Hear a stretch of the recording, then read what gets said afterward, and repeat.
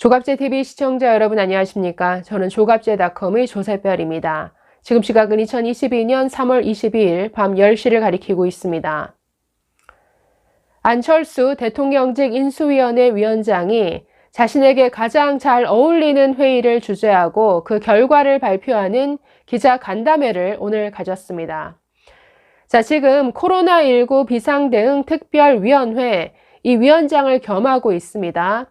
의사 안철수에게 참 가장 잘 어울리는 자리죠. 그래서인지 오늘 기자 간담회에서의 모습도 아주 자신감이 넘쳤습니다. 그 내용을 좀 소개해 드리려고 하는데요.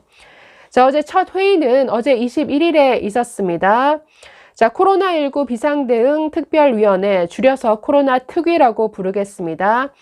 어제 첫 회의가 있었는데 이 회의를 주재하면서 안철수 위원장 이렇게 설명했습니다. 무너진 정치 방역의 폐허 위에 과학 방역이라는 든든한 성을 지어야 한다라고 말했습니다. 이 문재인 정부가 지난 2년간 해온 이 방역은 참 정치 방역이었다라는 이 얘기죠. 과학적이지 않은 정치 방역. 그래서 이건 없애버리고 그 위에 과학 방역이라는 든든한 성을 짓겠다라고 포문을 열었습니다. 그러면서 또 이렇게 말했습니다. 과학 방역의 구체적 내용을 채우는 것이 특위의 첫 번째 임무다. 그동안 현 정부에서 시행했던 정책들을 점검하고 무엇이 잘못됐는지 확인하는 일부터 시작해야 한다라고 강조했습니다. 이 위원회에서 지금 다뤄야 하는 문제들이 굉장히 많습니다. 일일이 열거해 보면 이렇습니다.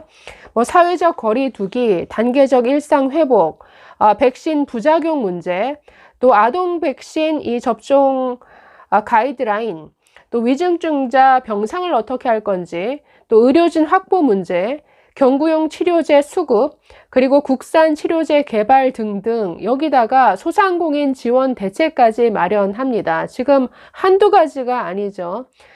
지금 방역당국에서 하는 일보다도 더 많은 것 같은데, 그래서 점검해야 할 부분이 너무나 많다라고 설명했습니다. 그러면서 정부의 확진자 수 예측이 왜 빗나갔는지 이걸 파악하기 위해 지금까지 쌓아놓은 확진자, 위중증자, 사망자에 대한 자료 분석이 필요하다라고 말했습니다. 그리고 경제적 관점에서 소상공인의 손실 부분에 대한 해법도 찾아야 한다.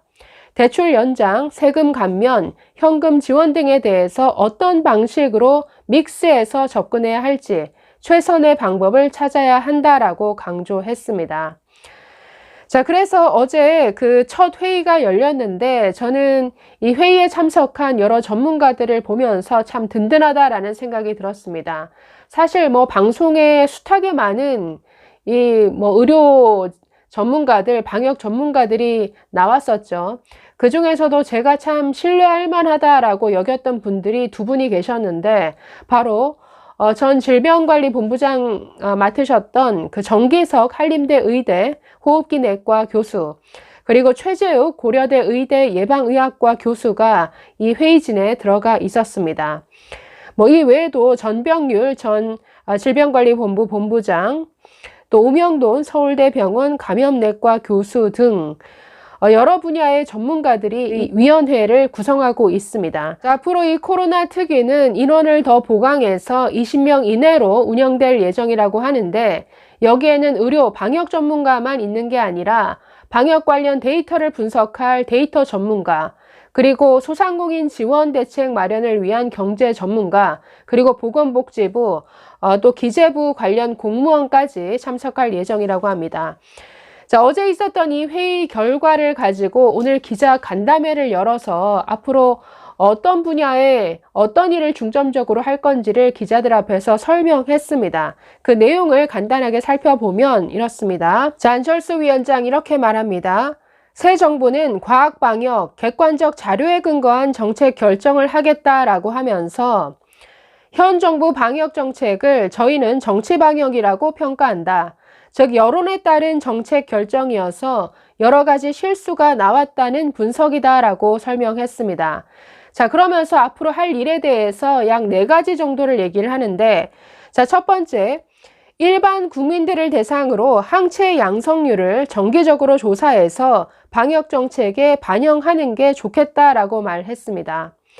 자, 확진자가 하루에 30만 명씩 나오지만 사실은 확진인데도 불구하고 통계에 잡히지 않는 숫자가 2배 정도로 추정된다. 정확하게 어느 정도 국민이 감염됐다가 회복됐는지 이걸 알기 위해서 전 국민을 대상으로 여론조사식으로 항체 양성률을 정기적으로 조사하면 연령별, 지역별로 정확한 방역 정책을 세울 수 있다라고 설명했습니다. 저는 이건 매우 필요하다라고 보는데 지금 확진자 통계를 저는 믿을 수 없다라고 봅니다. 왜냐하면 지금 코로나 무정부 상태가 된 지 꽤 됐습니다. 그래서 그 집에서 진단키트로 양성이 나오는 경우에 사실 신고를 해도 정부에서 지금 해주는 게 아무것도 없죠. 그래서 재택 치료가 아니라 재택 방치다라는 말이 나오는데 그러다 보니까 자신이 확진임에도 불구하고 당국에 신고 안 하는 경우가 많습니다. 그래서 지금 확진자 30만 명이라고 하지만 이거보다 훨씬 더 많은 숫자가 지금 감염되어 있을 거다. 이렇게 추측하는데 지금 그렇게 설명하고 있습니다. 자, 두 번째는 이 코로나 치료제 지금 팍스로이드를 시중에서 정말 구하기 너무나 어렵다라고 하는데 자, 이 치료제 확보 방안과 관련해서 이렇게 말합니다. 팍스로비드에 대해서는 지금까지 전례는 없었지만 제약사에 요청해서 특허에 대한 로열티를 내고 국내에서 복제약을 만들 수 있을지 가능성을 타진할 필요가 있다라고 말했습니다. 자, 팍스로비드 등 경구 치료제가 굉장히 모자란다. 아마도 이번 달 지나고 4월이 되면 완전히 동인할 가능성이 있다. 경구 치료제 확보에 최선을 다해야 한다라고 강조했습니다. 자, 이 무능한 문재인 정부는 마스크 대란 그리고 백신 뒷북에 이어서 이 치료제 확보에도 늦었습니다. 턱없이 부족한 물량만 계약했을 뿐만 아니라 그 계약한 물량도 제때 공급되지 못해서 지금 의료 현장에서는 이 치료제 구하기가 하늘의 별 따기입니다. 자, 그래서 지금 복제약까지 검토를 하고 있는데 자, 세 번째는 또 재택 치료에 대해서도 이렇게 언급했습니다. 재택 치료보다는 1차 의료기관, 그러니까 동네 의원들에서 대면 진료를 받을 수 있도록 바꿔야 한다라고 말했습니다. 고령이나 기저질환 등 고위험군에 해당하는 확진자가 계시는데 그분들에게 증상이 나타날 경우 최우선적으로 검사하고 치료받을 수 있게 하는 패스트 트랙을 만드는 게 좋겠다라고 밝혔습니다. 자, 네 번째는 백신 부작용 데이터 이런 자료를 모두 다 투명하게 공개하고 분석하는 게 옳겠다. 그래야 다음에 또 새롭게 다가올 팬데믹에 우리가 대응할 수 있다라고 밝혔습니다. 자, 마지막으로 5세에서 11세 이 아동 백신 접종에 대해서는 이렇게 말했습니다. 지금도 강제는 아니지만 이 문제는 본인과 부모의 선택에 맡기는 게 바람직하다고 다들 의견을 모았다. 자, 방역 패스에 대해서는 현 정부에서도 중단된 상태로 더 이상 이것이 필요하다고 생각하지 않는다라고 밝혔습니다.